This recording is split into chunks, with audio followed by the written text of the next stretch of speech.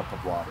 And so you can see how sound itself really radiates or protrudes the body and the cellular. So it really, on a cellular level, it helps impact the nervous system, the lymphatic system, the mind, the body, and the spirit.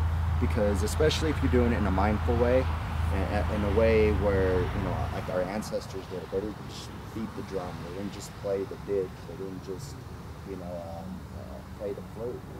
There's certain harmony, certain notes that they knew from spirit, and a lot of times when we play these instruments, it's just being downloaded, being guided. I know Niketa plays the flute. She plays it very wonderfully, and I play the didge, and so does Israel and Izzy, and we play the drums. And so every time we do this, it's usually just getting in that rhythm. And sometimes we don't even know what's coming through. It's just really allowing ourselves to align with spirit, and then really take action through the instrument itself with whatever instrument we're playing. And so somatics have shown, somatics is part of sound. And somatics, what somatics means is somatics is created reality, created patterns through wavelength. And so through somatics itself, when we use a sound, we're creating patterns. And so a lot of times when we do the sound bath, we're creating healing for the person. We're creating space, sacred space. We're creating that which needs to be felt by the person in their highest self when doing the healing itself. And a lot of these shamans use the sound and somatics in the way to create a desired outcome. They would actually create their reality through sound. And you can really, a good example of this is the divine God, Great Spirit. And, in the Bible, it says, there was the Word, and among the Word, then things started, the offspring had come through that. And so in the way, the divine Great Spirit is an action with somatics, is an example of that somatics.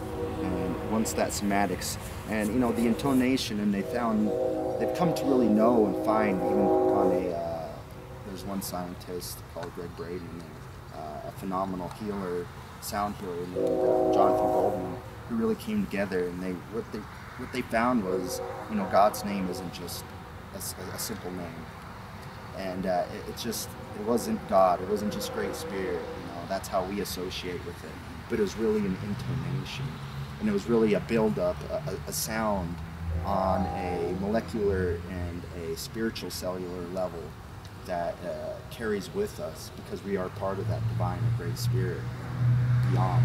And so in that way, they found that each and every one of our subliminal centers creates a sound or has a frequency.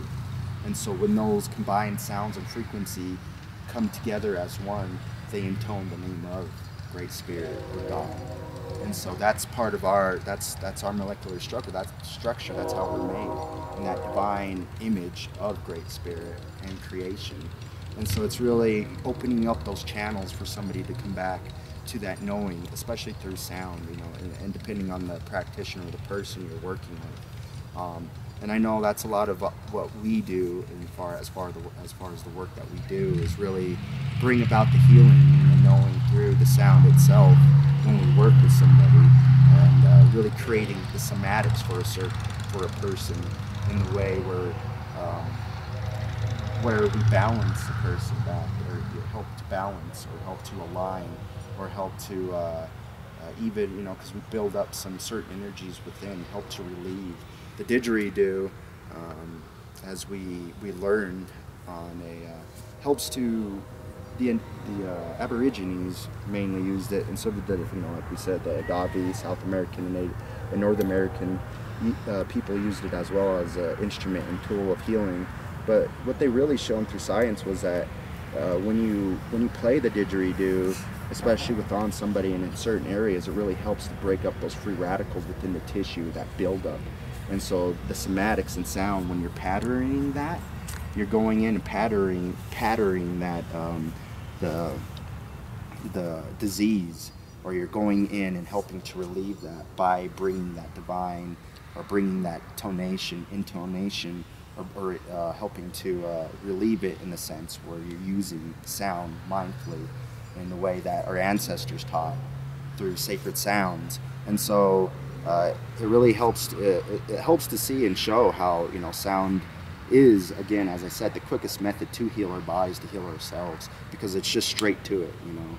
And like I said, when you really put an instrument, and when they even showed on a scientific, they did experiments where they would just take an amplifier, take sand, throw sand on the amplifier, and create somatic sounds through it, create different generated frequencies through this. And once they did this, they used different, like the 520 megahertz of love, or the intonation, the frequency that Earth intones herself, or other sacred sounds. They would find that these somatics would form through the sound, and they would play that somatic, that sound. And when they played that on that amplifier, the amplifier would create a beautiful a geometrical structure right there on it. And so, you know, and it goes back to saying how the divine, you know, creates or manifests into this reality through somatics, through the word, through creation itself. So that's all I wanted to add about sound, and we're just going to do a little